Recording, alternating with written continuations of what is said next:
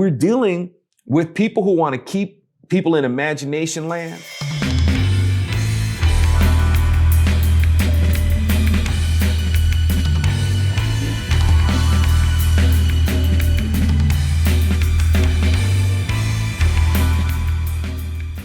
Howdy, folks. Welcome to the Virtue Signal. And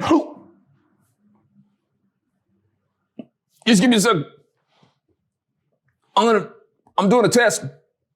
I'm going to see if I can make myself turn blue. Because if I can make myself turn blue, then it will be official. Then I'm a racist. Because I'll be giving myself blue face. Have you been watching Cameron films? Man, we're going to have to talk about James Cameron again. And as it turns out, folks, I have held my breath and nope, still black. I think Bill would probably turn blue before I would if he held his breath, which makes it incontrovertible. It makes it incontrovertible, folks, that only white people can be racist because only white people can turn themselves blue. There's nothing you can do about it. It's just natural. And of course, we're being absurd here, folks, because this whole thing is absurd. Dang it.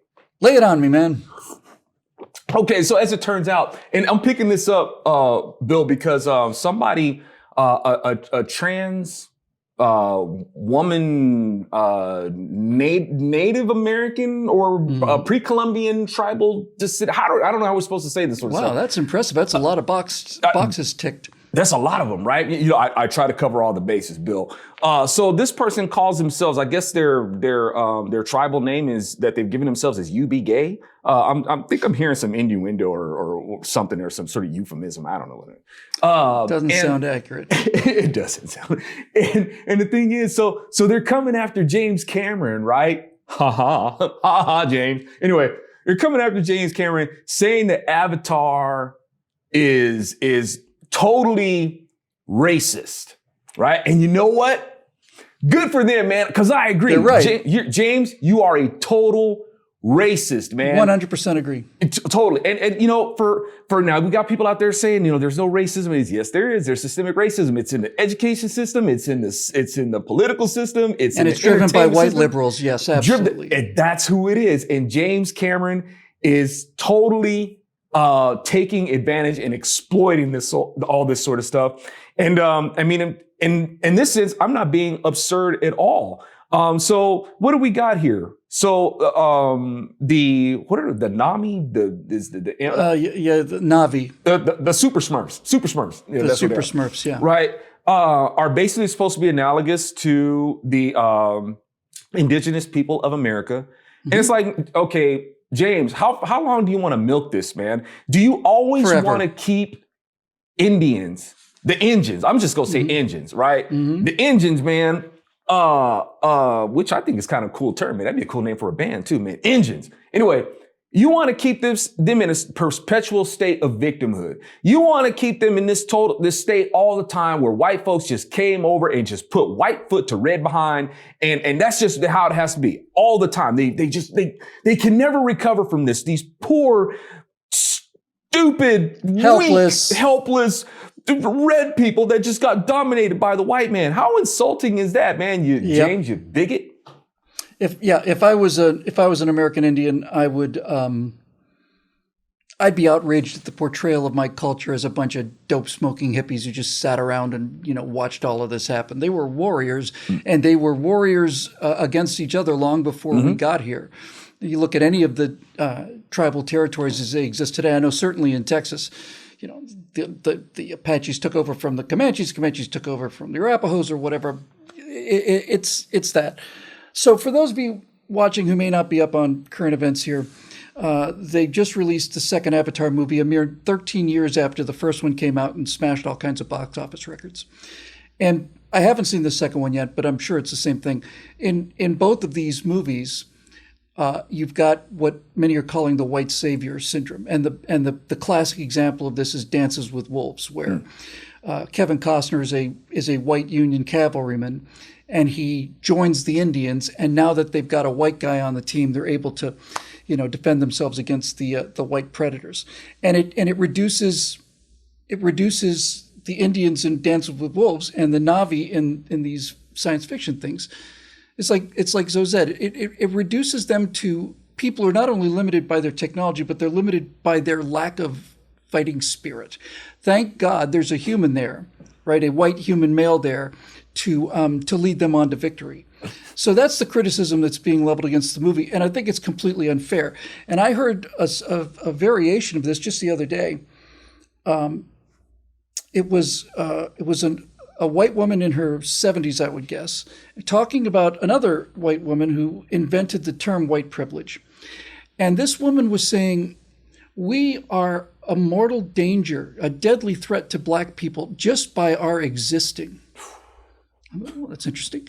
And she went on, when white people invade the space of black people, we are a lethal threat to their existence. She is.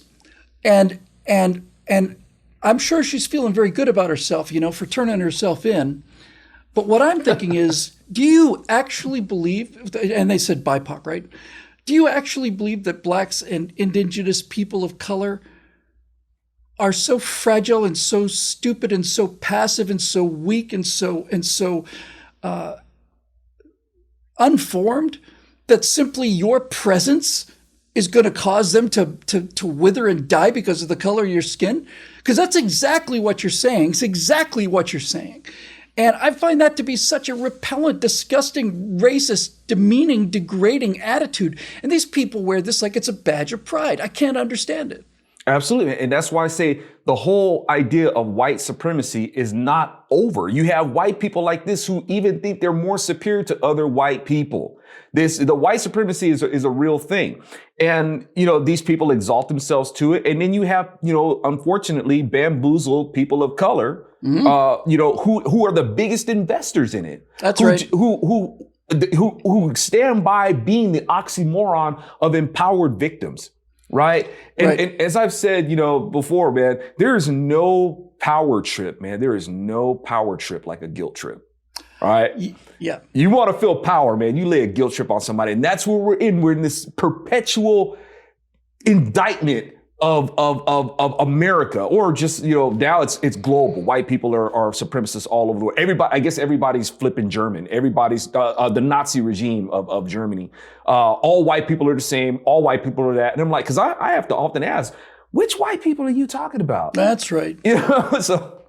And white it's always white liberals, and it's almost always white liberal women who are basically saying, we must be the ones to stop white privilege. And what they're really saying is white supremacy can only be stopped by whites because they're supreme. Mm-hmm. That's exactly what the argument is, right? Yeah. It's a circular argument that says that we've got to stop treating other races as inferiors, and they certainly can't do it on their own, right? Since we are all powerful, it's up to us to stop doing this. And the contempt, that's probably the best word, just the contempt, the indifference. I feel so sorry for these poor black victims who are unable, to defend themselves. Thank God there are rich white liberals willing to come in and rescue these poor people from people like me. It's so self-serving. It's so demeaning. But when this woman just came out and said, we are just a white person in their midst is a mortal threat to them. I thought, what are they? Are they soap bubbles? What do you think? These people you're talking about protecting, these people you're saying are going to be magically killed by our mere presence, what do you think they're made out of? How low an opinion of them do you have to suggest that the mere presence of a white person in their presence is enough? It's like radiation, right? You put some plutonium in the room and they're just going to wither away and die. Yeah. How low opinion do you have of people to think that the mere presence of somebody who looks different than them is going to cause them emotional collapse? It's just pathetic. It is, man. And the funny thing is that it's the attitude. As much as these people think that they have changed or anything like that, it's like, no, man, the more you think you've changed, the more you remain the same. This is the same attitude of John Wilkes Booth. He wrote this himself. Yep. You know, it's like, look, man. I have to save white people from this Abraham Lincoln who's freed all the slaves, you know? Yeah. You Republicans want to destroy the black man. We Democrats, we know what's better for them. So it's all the same thing. Now, this conversation, man, is coming out of this person, you be gay. That's what they call herself, whatever, calls herself. And I'm like, okay, so you're going to charge James Cameron with this appropriation. And when are you going to pay attention to the fact, and we've been trying to tell you, don't you think it's rather hypocritical that you're appropriating somebody else's gender? You know, I mean, there's a whole lot of appropriation going on with the whole LGBT thing. They have orifice appropriations. Like, dude, you're not supposed to do that with that orifice. Okay, I don't want to get too out of PG-13 school here, but you've appendage appropriated. You guys do a lot of inappropriate things and a lot of misappropriation. So, but this it's like they didn't read the instructions, you know? Yeah, you know, or they just, you know, they ignore them because they want to make their own truth, you know, and all that sort of stuff. But the thing is, Bill, we've long said that there's stories to be told. We make these creative narratives to be able to promote the truth, and I'm all for that, man. I'm all about moving a message or making some sort of social statement, political statement, all that sort of stuff. But there's a point where you don't need it anymore, you know. And James, man, what would this film cost, man? Like $1 billion?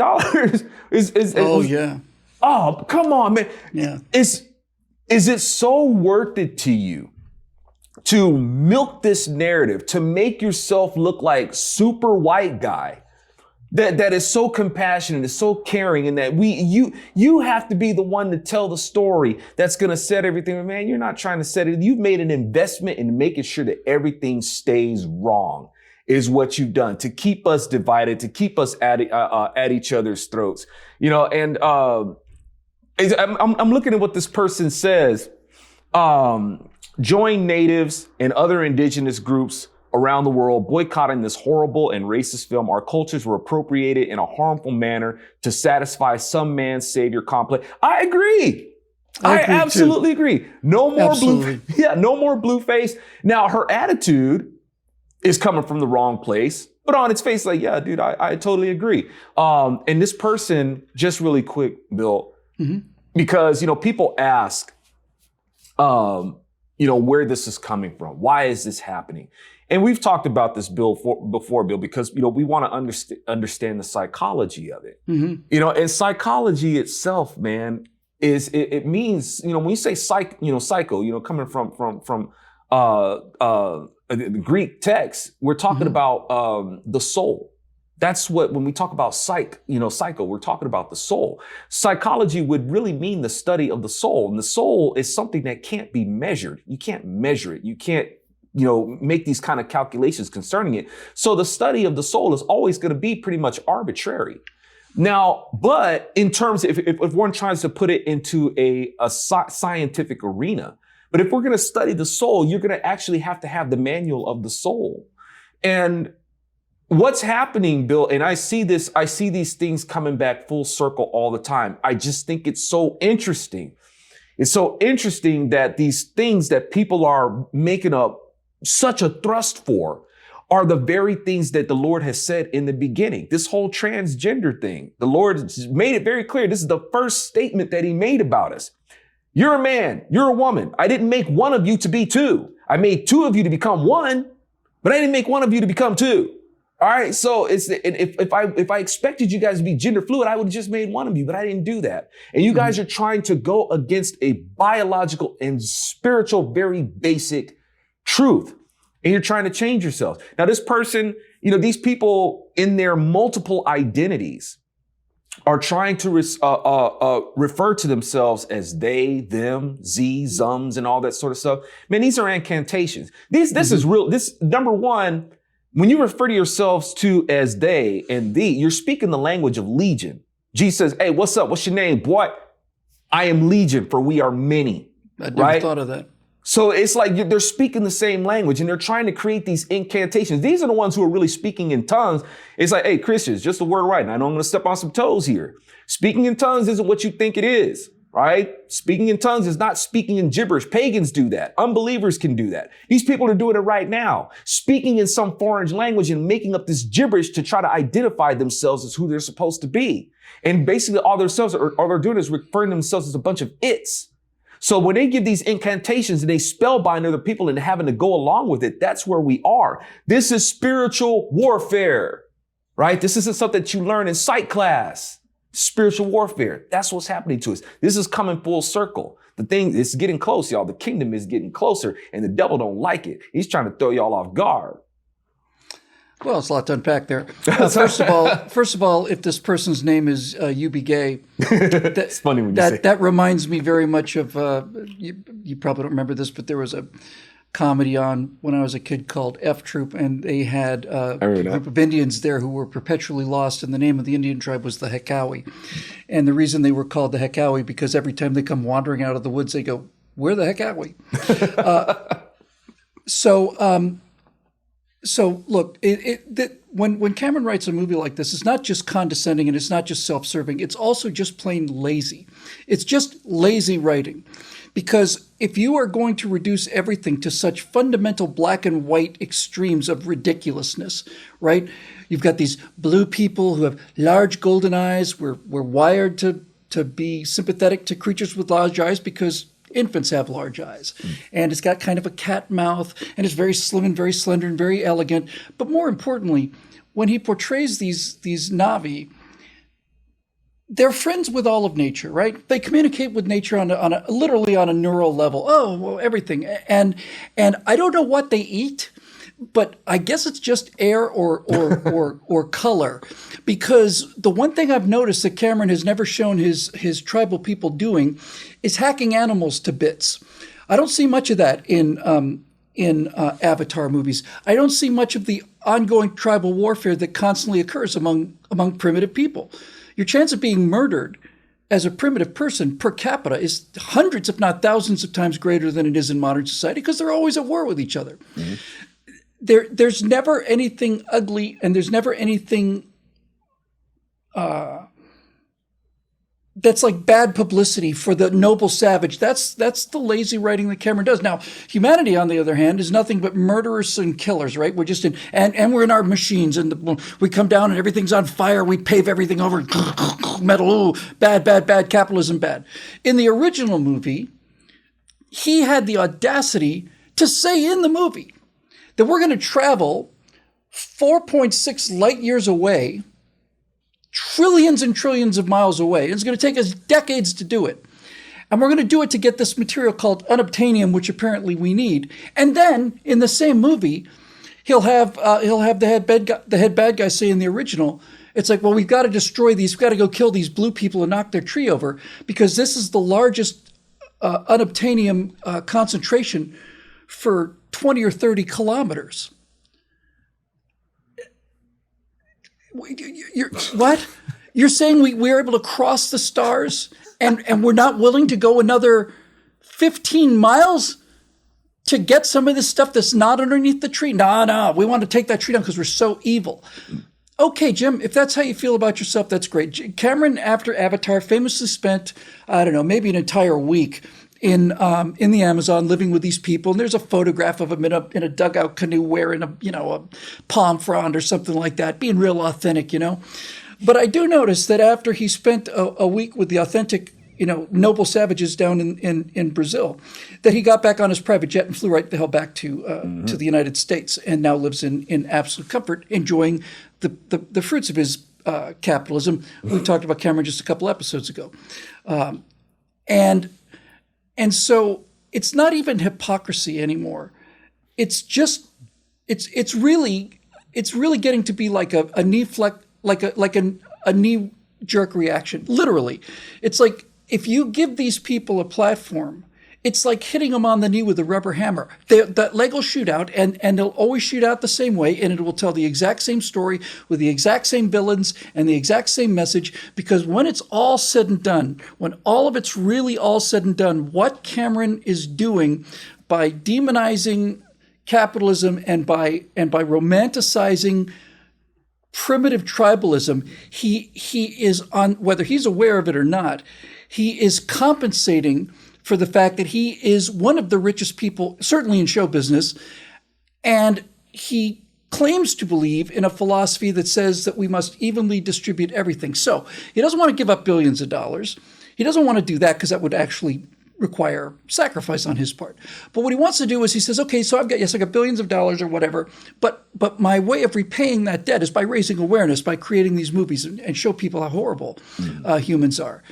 And some people buy it and some people don't, but I think they're much less likely to buy it today than they were 13 years ago because you want to talk about striking when the iron is cold. I mean, this guy had the number one blockbuster of all time in 2009, I think. And to wait 13 years to release it because of his obsessiveness is nuts. But ultimately, like I said, it's just a lazy vision of a theory that Rousseau first pointed out, that the noble savage, right? That if you leave man alone, man in his wild natural state is fundamentally good, fundamentally honest, fundamentally fair, fundamentally kind, and it's only when you introduce, Western values onto them that they turn into these killing machines, this cancer on the planet. It's just not true. It's just not true. And America was populated by, all of America was populated by these extremely large mammals. They're ground sloths. These things are size practically of an elephant. And they're not here anymore. And they were gone before white people arrived because they were so easy to kill that the first American Indians hunted them to extinction, right? To extinction. And not just them. So this idea is just there for him to say, look, I'm going to flagellate my white self publicly by producing this movie that makes us into the bad guys, and that will be my penance for something that I never did in the first place. The final thing about that is these portraying these Na'vi the way that he portrays them is an insult to actual indigenous people, right? It's an insult to them. Again, they sit there and string beads together and live on patchouli oil and they love everything, and the deer come up and nuzzle them in the forest. And you see this in the trailers for Avatar 2. They're swimming through the water. Oh, look, here comes this fish. Oh, it's bumping up against me. Oh, I'm going to swim with this giant whale. Oh, fantastic. No, there are predators in the ocean, right? And predators kill things. And you don't get to swim with these predators. Oh, we're all brothers and we're all the same color. It's like it's reducing indigenous people to a cartoon. Yeah. And that's exactly what he's doing, and he's doing it because he's condescending and he's filled with self-hatred, but mostly he's doing it because he's lazy. Despite all that laziness, because you're right, man, it's like this is a cheap and lazy way to make yourself look superior, like you're the most woke and all that sort of stuff. But at the same time, it still costs a lot of money, and they do put a lot of effort into this. I don't know, it's psychologically or morally, it's morally cheap and lazy. It takes a lot of effort. It's like a thief, man. It's like, man, you're just lazy, but at the same time, you sure do put a lot of effort into stealing from people. It's literally lazy in terms of literature. It's just bad writing, right? It's if you already know what the dynamic of the movie is going to be before you go in there, that's just bad writing. Yeah. And here's a guy who made my favorite movie. Because back when he was young, before like Steven Spielberg, just found his dotage, and same for Lucas, and same for all of them. They spent 30 years as billionaires, and then they just want to go back and undo everything they did. Spielberg just a couple days ago said he really regrets making Jaws because of all the damage it's done to sharks. Yeah, the world revolves around you, Steve. But when he made my favorite movie, which was Aliens in 1986. And that movie, the humans are the good guys. And that's why that movie was so popular. That's why I loved it so much. Yeah. But somewhere in there, in the same way that George Lucas decided that, instead of we're going to use the third Revenge of the Return of the Jedi movie, that was supposed to take place on the on the Wookiee planet with big, strong warriors. But he decided, no, we'll go with teddy bears because number one, it's easier to sell toys that way. And number two, we want to show how weak the natives are compared to our technology. And thank God that Luke and Leia and Han, well, I guess not Luke, that Leia and Han are down on the planet showing these simple people, how to fight back.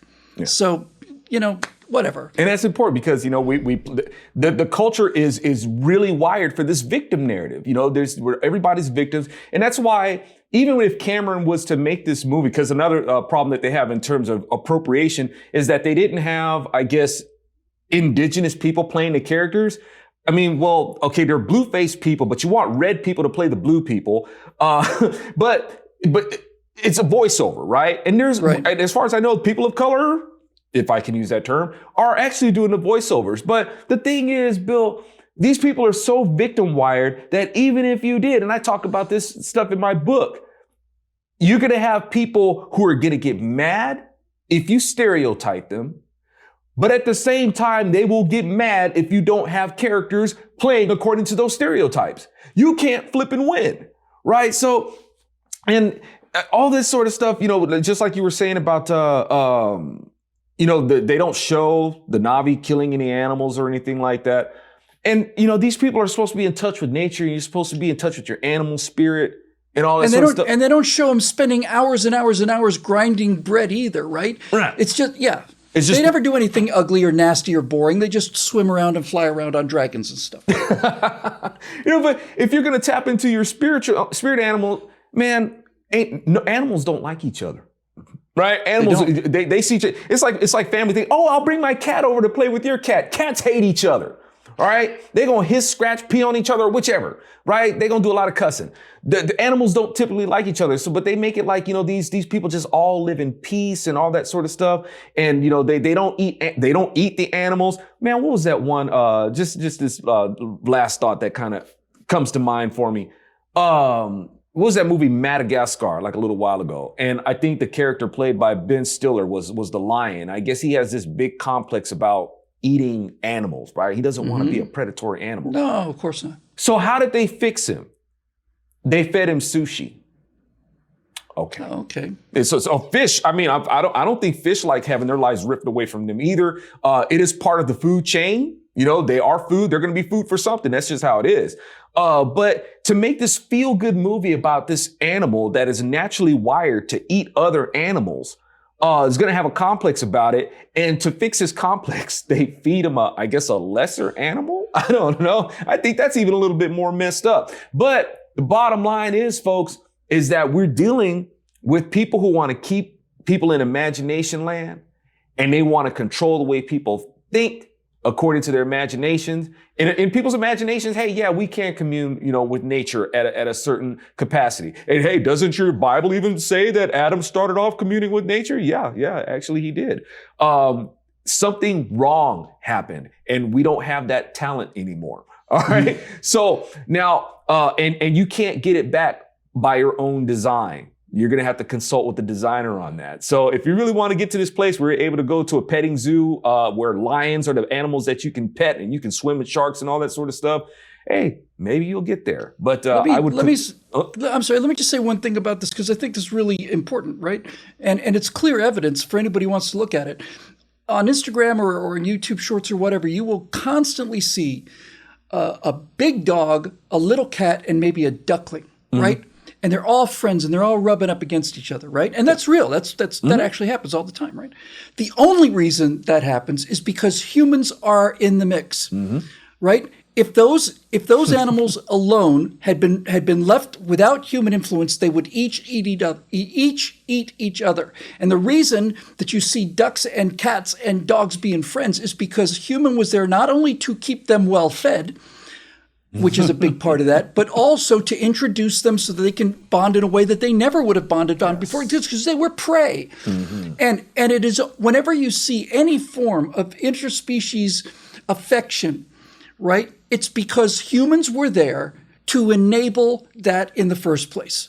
If we weren't there, these things would have killed each other. Yes. And this idea that we're this biological poison, it's like, no, it's not true. It's humanity that allows species to come together in ways that they never would have in the wild because they would have to eat each other to survive. But now we just lay some Alpo down. Everybody's happy. That's right, man. And it just goes to show, and that's a brilliant point. And it just goes to show, you got a lot of people out there that say, well, racism and hatred, those things are taught. No, they're not. No, they're not. Those things are natural in us. Just like it's an animal, it's an organic instinct that each one of us has to somehow see another as either a threat, some sort of rival or anything like that. They're encroaching on our territory. They're going to take our food. Yeah, absolutely. Exactly. That's wired into us. We have to be taught not to do that, right? We have to be taught empathy, loyalty, and things like that, and to follow the golden rule, if you will. So at any rate, folks, we're getting, you would think that this was like April Fool's or something like that. Maybe it's December Fool's where you thought that I would just be agreeing with this trans pronoun, whatever. I know it's not politically correct to say transsexual or whichever, or transgender, unless you're absolutely agreeing with them, you're one of their allies. Other than that, you can't say it. Can't say it. Got to keep their word out of your mouth. So, but at any rate, that's what we wanted to bring to you. I hope that you guys appreciated our observations on it. And you can catch more stuff like this at billwhittle.com. So make sure you become a member. And if you are a member, we certainly thank you. And you guys have a very blessed holiday season. I'm only saying that because not to be politically correct, but just because, tying in Christmas, because I'm too dang lazy. Speaking of lazy, to say Christmas and New Year's and all that sort of stuff. You guys know what I mean. Dang it, we'll see you next time. Bye.